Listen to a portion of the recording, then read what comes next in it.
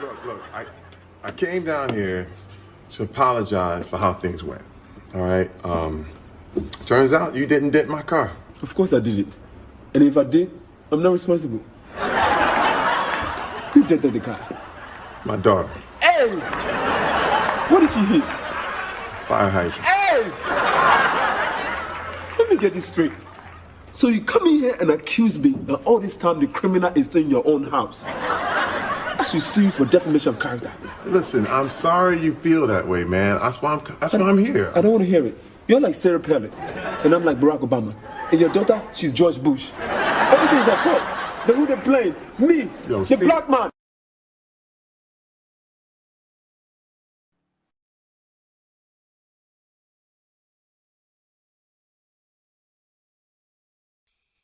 Ayo, ayo, ayo, ayo, ayo, ayo, what's up? I told you, and if I done told you once, I done told you twice. I like learning shit. I really do. I like learning shit. I was watching this video of some Koreans barbecuing.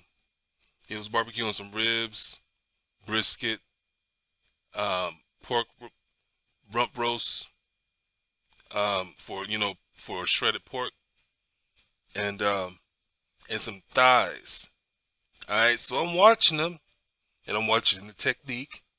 You know what I mean? Mustard on all the meat with, you know what I'm saying, heavy amount of seasoning. You know what I mean? And then I just like the way that it looked good. The food looked good. And then I was like, well, goddamn. They, you know what I'm saying? They just like, you know, most Caucasians, you know what I'm saying? When it comes down to stealing somebody's idea and working with it. Then I was like, no, I can't be that ignorant. I cannot be that ignorant. Oh, and then I typed up history of barbecue. And this is the video I came up with. So, come on, man. Let's not be ignorant. Let's not be ignorant together. Let's learn some shit. Alright? I'm going to eat me some chips. I'm going to put the mic up. And let's listen and see what this dude has to say. Let me make sure I got the volume up. Yeah, I do like learning shit, man.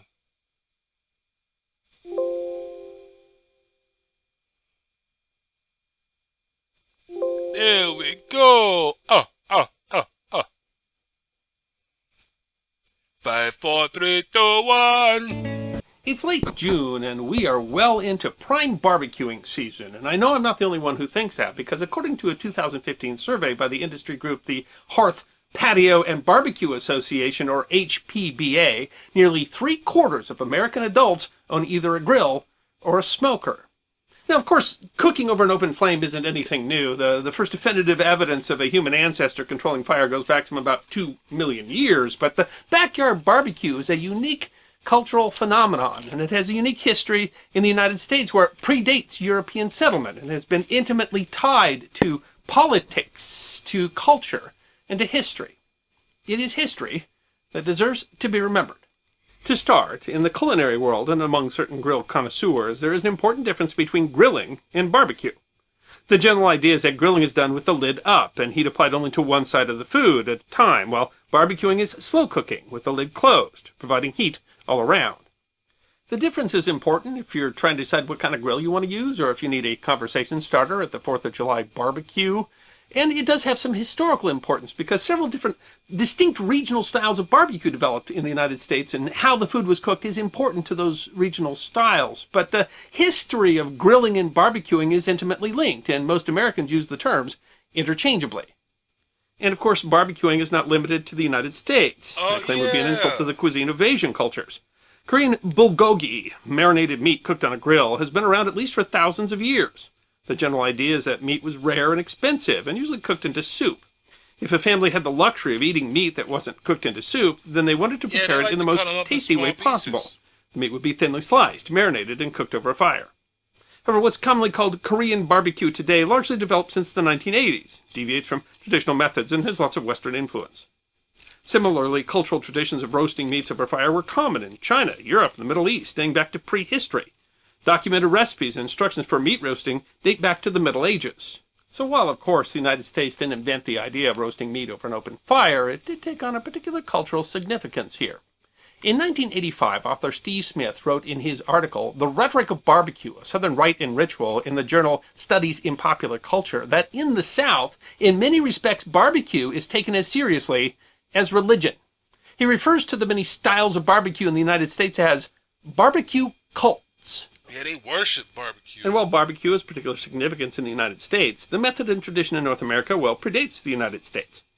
The word barbecue, which has multiple different spellings that are sometimes a point of argument among the different barbecue cults, is derived from the Taino indigenous people of the Caribbean.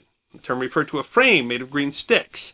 The frames were used for sleeping, but also for drying or smoking meat. Meats. In fact, early European observers suggested the term referred to any platform, and the earliest known European reference in 1609 was describing a corn crib, a structure built to dry corn while protecting it from vermin. But the references did mention such a platform was used to both dry and smoke fish, and the Caribbean word came to be used generally for the process of roasting on a rack over a fire.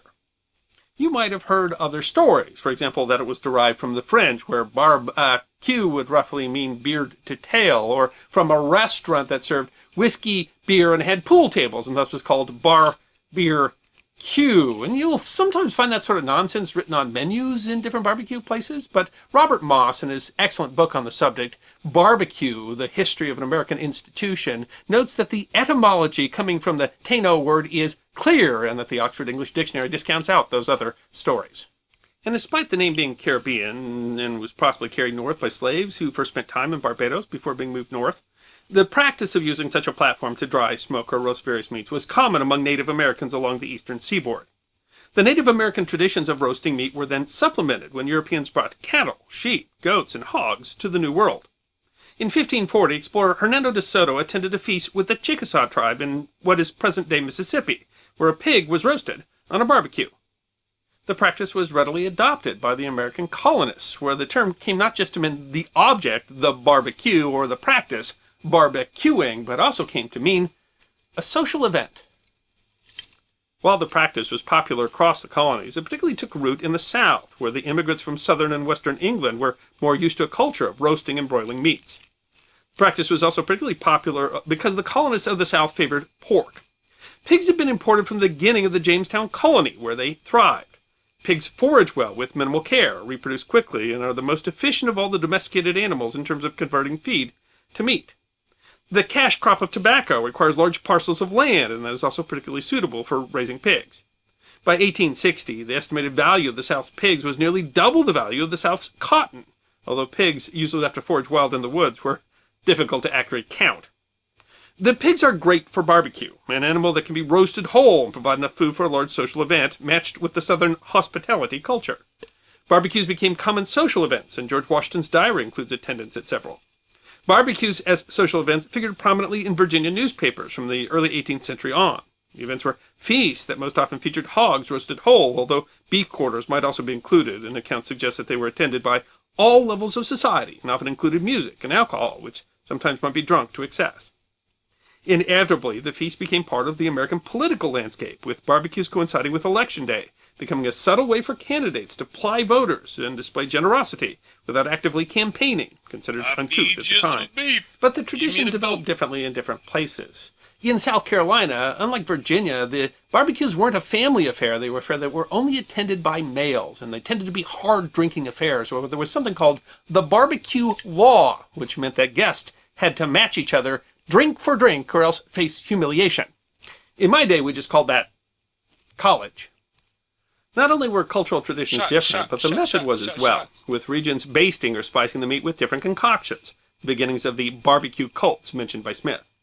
According to Smithsonian Magazine in July of 2013, these differences were influenced by the tastes of original immigrants, with, for example, North Carolina's vinegar-based sauces being a remnant of Britain's penchant for the tart sauce, whereas the mustard-based sauces of South Carolina represent the taste of the large population of French and German immigrants in that colony. Other barbecue traditions developed because of the nature of the economy and the location. Thus, Texas barbecue emphasizes beef, such as slow-smoked brisket. Traditional Tennessee barbecue is exclusively pork and tends to be sweet, a development of the river trade which allowed easy access to molasses. Kansas City-style barbecue was developed by a man from Memphis who brought the tradition of a sweet tomato-based barbecue sauce but combined it with the Western availability of using beef and other meats along with pork, making it an amalgamation of East and West. As Americans moved west, they took barbecue tradition with them, and new barbecue cults arose. The naturalist and famous painter of birds, John James Audubon, wrote of a 4th of July barbecue in People today, they could spend half their lives over 50. I get used to this. So it helps to have a friend in your corner. A friend like AARP. To help keep you exploring. Keep you involved. in Kentucky. All appearances conspire to predict the speedy commencement of a banquet such as may suit the vigorous appetite of American woodsmen.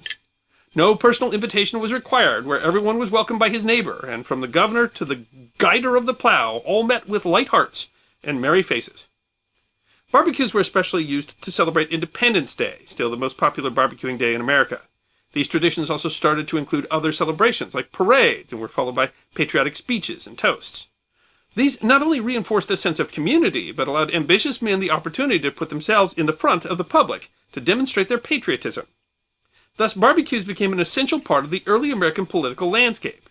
As the franchise expanded and a greater amount of the populace was allowed to vote, campaigning went from uncouth to essential, and barbecues allowed a forum where candidates for office could meet and understand the voters. Political barbecues became a part of significant political movements of the U.S. throughout the 19th century, including women's suffrage and prohibition. While the production of wood charcoal for industrial uses like producing metals had existed from ancient times, the invention of a machine to press charcoal briquettes by Ellsworth B.A. Zwoyer in 1897 made a convenient fuel for outside grilling. Henry Ford used the press process on wood byproducts of automotive manufacturing. Ford acquired significant timberland in Michigan for the wood used in automobile parts, like the frame, dashboard, and steering wheel. Looking for a way to monetize byproducts like tree stumps and sawdust, he had a plant designed by Thomas Edison installed at his lumber yard, which produced pillow-shaped charcoal briquettes. In the 1930s, Ford started marketing picnic kits, which included Ford charcoal briquettes and a portable grill, through his car dealerships, capitalizing on the idea of a motor car as a means of outdoor adventure. Eventually, Ford Charcoal was bought and named after the man who managed the operation, Edward Kingsford. Today, Kingsford Charcoal is the largest maker of charcoal for outside grills, with an 80% U.S. market share.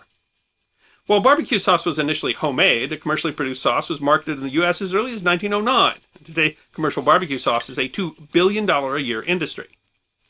The barbecue culture of the U.S. took a significant turn after the Second World War, when increased prosperity and suburban living combined with the millions of GIs who gotten used to cooking on a fire to create the suburban tradition of the backyard barbecue. Many suburban homes had elaborate brick grills installed in the backyard. It became a primary method of bringing together neighbors.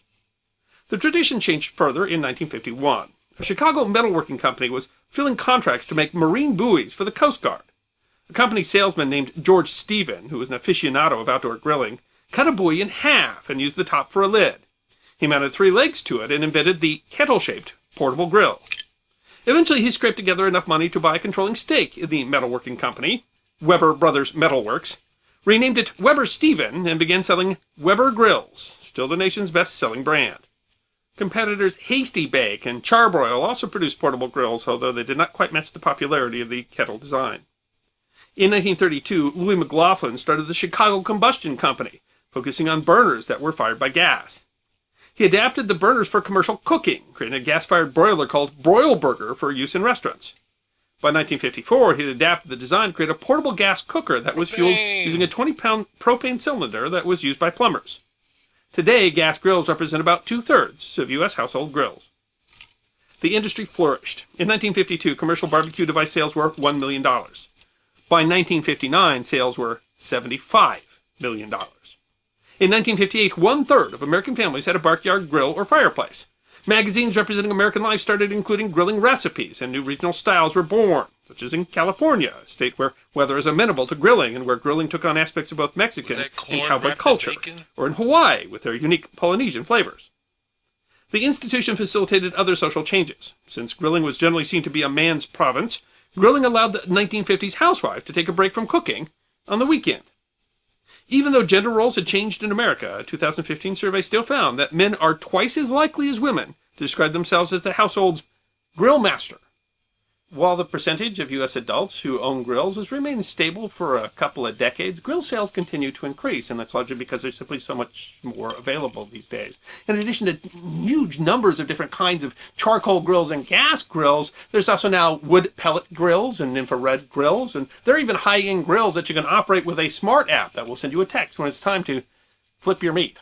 The market for grills and accessories in the United States is expected to be about $2.6 billion in 2021, even though American makers are facing increasing competition from foreign sources. Barbecue is an integral part of American culture, dating from before the nation's founding. It combines the taste of European colonists and Native Americans. It has become intimately tied to regional history and pride. And the backyard barbecue continues to be one of the most popular cultural events in a nation that consumes an estimated 50 billion hamburgers and 20 billion hot dogs a year. In a 2018 survey, some 72% of U.S. grill owners cited flavor as one of the reasons that they grill, but more than half, in addition, cited lifestyle, 40% in addition cited entertainment, and some 18% cited health. Jack Goldman, president of the HPBA, noted the cultural significance when he said, "Barbecuing is no longer just a pastime. It is an integral part of North American living." I hope you enjoyed this episode of The History Guy, short snippets of forgotten history between 10 and 15 minutes long. And if you did enjoy, please go ahead and click that thumbs up button. If you have any questions or comments or suggestions for future episodes, please write those in the comment section. I will be happy to personally respond. Be sure to follow The History Guy on Facebook, Instagram, Twitter, and check out our merchandise. Good job, History Guy. Good job, good job. And I'm pretty sure there's thousands and millions of books, articles that go in detail of barbecuing and the history of and the whole phenomenon of barbecuing and the festivals and feastuses. Excuse me. Hope my crunching of the chips wasn't too loud. I got a playlist called Foods and or no foodie something foodie, as in foodie, like people who are foodie. I think that's a phrase or something, like a title that you call a person who like foods, the whole aspect of food, not just eating but cooking, preparing, studying on how to make new food recipes and things like that. Foodie.